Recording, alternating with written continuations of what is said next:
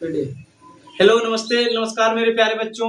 कैसे हैं? उम्मीद है कि आप अच्छे होंगे। तो चलिए आज के क्लास हम स्टार्ट करें हैं। 9th वाले बच्चों के लिए हम लोग बेलन सिलेंडर एक चैप्टर है, उसको हम लोग स्टार्ट करें। तो आज के क्लास में बेलन से संबंधित जो चीजें होगी, जो बेसिक होगा, जो फॉर्मूला होगा, जिसको परिभाषा होगा, हम लोग आज के क्लास में देखेंगे। तो आइए सबसे पहले हम लोग बेलन यानी जो सिलेंडर जो चैप्टर है उसको हम लोग उसकी परिभाषा को समझेंगे।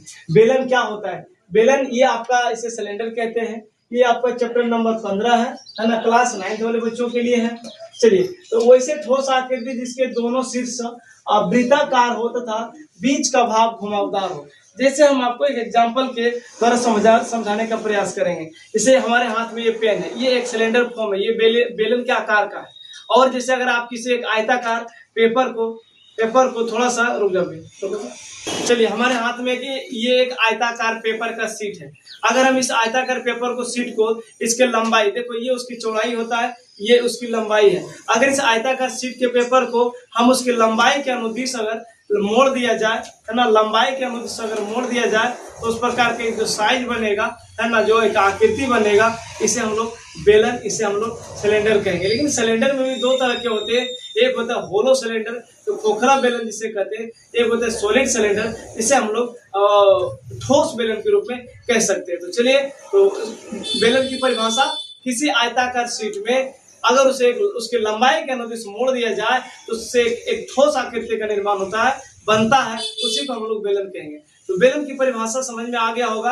अब बेलन के बहुत सारे एग्जांपल है। इसे हम मोमबत्ती को लेंगे, वो बेलन के आकार का होता है। इसे हम गैस वाले सिलेंडर को ले लें, वो बेलन के आकार का होता है। जैसे पानी की पाइप होती है, वो बेलन के आकार का है। इसे पेन लिया जाए, कलम, वो भी बेलन के साइज का है। तो बेलन के बहुत सारे एग्जांपल हैं। और इसे खुट्टा, खंबा जो होता है घरों में हम लोग जो लगाते हैं, वो भी बेलन के आकार का है। तो बेलन के बहुत सारे एग्जांपल हमने दिया। अब आते हैं बेलन से संबंधित कुछ महत्वपूर्ण सूत्र की बात कर लेते हैं। बेलन का जो सबसे पहला सूत्र होता है बेलन का आयतन। बेलन का आयतन का सूत्र होता है pi R square H, pi R square H. अब एच क्या होता है? उसकी बेलन की लंबाई होती है। बेलन की लंबाई क्या होती है? एच होती है। आर क्या होता है? बेलन की त्रिज्या। बेलन का आधार होता है वृत्त के आकार का। जब वृत्त के आकार का है तो उसमें जब वृत्त है तो वृत्त व्यास भी होगा, त्रिज्या भी होगा। आर होगा बेलन का त्रिज्या, डी होगा बेलन का व्यास, और एच होगा बेलन की ऊंचाई। अब हम लोग बात करते हैं बेलन का वक्र पृष्ठीय क्षेत्रफल, कर्व सरफेस एरिया। उसका जो सूत्र होता है 2 पाई आर एच, यानी बेलन का वक्र पृष्ठीय क्षेत्रफल 2 पाई आर एच होता है। बेलन के आधार का क्षेत्रफल, अभी हम बताए थे, बेलन का आधार वृत्तीय आकार का होता है, यानी सर्कल फॉर्म में होता है। जैसे यहाँ पे देखा जाए, ये बेलन है, इसका आधार देखा जाए वृत्त के आकार का है ना। तो बेलन का आधार का जो क्षेत्रफल होता है पाई आर स्क्वायर होता है। आगे बेलन के संपूर्ण पृष्ठीय क्षेत्रफल, जो सिलेंडर का टोटल सरफेस एरिया होता है, वो आपका 2 pi R H plus 2 pi R square. समझना। अगर हम लोग बेलन के वक्र पृष्ठीय क्षेत्रफल में बेलन का दोनों आधार का क्षेत्रफल को अगर जोड़ दिया जाए तो जो सूत्र बनता है वो बेलन का संपूर्ण पृष्ठीय क्षेत्रफल।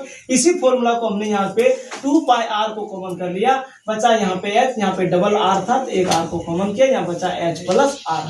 तो बेलन का जो संपूर्ण पृष्ठीय क्षेत्रफल है 2 pi R into H plus are.